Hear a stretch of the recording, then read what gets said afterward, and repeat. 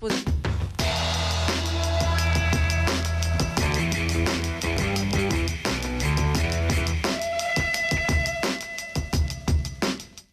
Venerdì 26 novembre, San Leonardo da Porto Maurizio. È il 330° giorno dall'inizio dell'anno, ne mancano 35 al termine.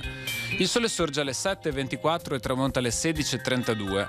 La luna si leva alle 22:46 e tramonta alle 12:56.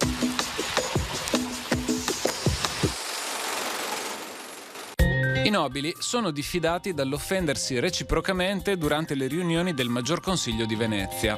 I contravventori saranno puniti con 500 lire di multa ed esclusi dalle sedute per 2 anni. Potranno anche essere sottoposti al giudizio del Consiglio dei 10.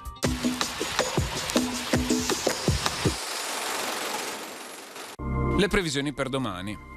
Cielo nuvoloso, anche molto nuvoloso, spesso coperto su zone montane, mentre su quelle pianeggianti si potrà affacciare qualche maggiore schiarita. Precipitazioni discontinue a sud, più insistenti e significative sulle zone montane e pedemontane. Limite delle nevicate in abbassamento fino a 1000-1300 metri sulle prealpi e 600-900 metri sulle Dolomiti. Temperature minime in contenuto calo sulle zone montane e senza notevoli variazioni su quelle pianeggianti. Temperature massime in calo sulle zone montane e pedemontane, stazionario in leggero aumento altrove.